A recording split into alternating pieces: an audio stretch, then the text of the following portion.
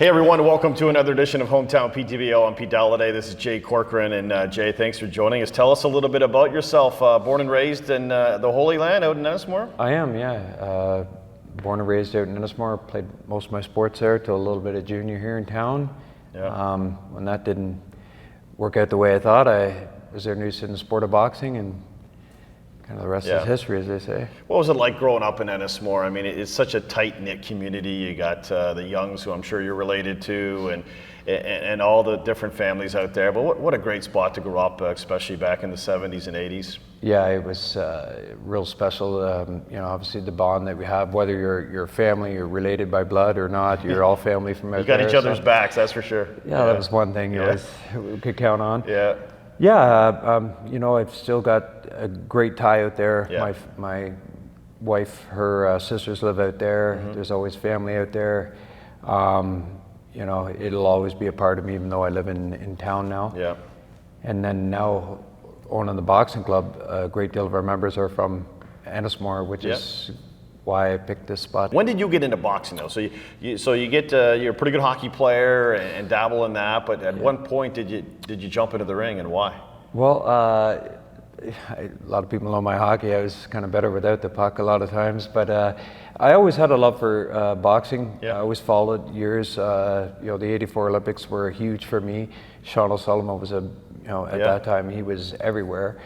And then I've had relatives back in Ireland and overseas that were boxing. Honestly, what it was an advertisement up in the hockey arena in Ennismore, and it was my good friend Mike Croak, and I kind of looked at it, and it was an advertisement, and I kind of joked with Mike, you're not going to do it. So anyway, unbeknownst to me, a week later I run into Mike, and he's like, "Where have you been?" I've gone into boxing, and anyway, I said, "Well, he's done it, I got to do it." And it just took off from there. I fell in love with the sport. I mean, I started late in life, 22, 23. Yeah. But I had a lot of fights in 3 years. I had 50 amateur fights, which is very unusual. It's a lot. Yeah. Was one of the highlights at the Memorial Center a couple of years back? And you're at what age at that point? You're in your 40s at that point, no? Yeah, so actually a little bit of history. I was the oldest guy in Canadian history to turn pro at 45. There's been guys that have been older that have fought, but to actually turn pro at 45. Yeah. So as I told the story before, after, turns out, I had the 50 amateur fights in the earlier part of my career, and then when I made the comeback in amateur at 40, I had about another 25. A lot in the States because there wasn't the masters boxing up here.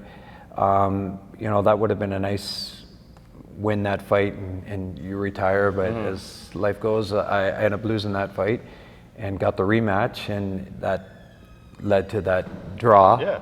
And then a final fight with him at the Hershey Center in front of a really big crowd, like 6,000 people, which was pretty cool. That'd be a rush. And I got my win and called it a day? Yeah, there's been some offers. Well, they say... Or never say never. Well, I had some offers after, but, my wife... We check with your wife and your 6 daughters beforehand, maybe?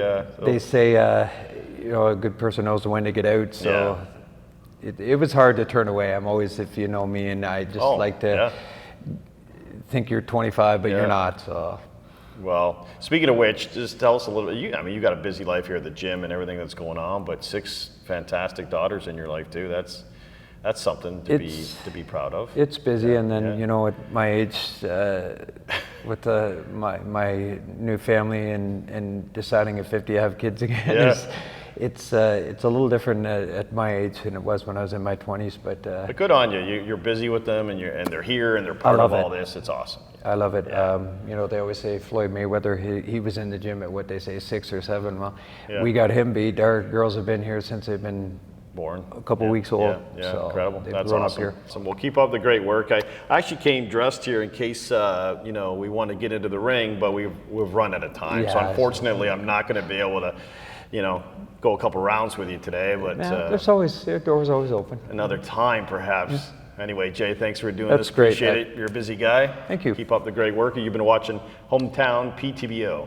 Thanks for joining us on this edition of Hometown PTBO, brought to you by Darling Insurance.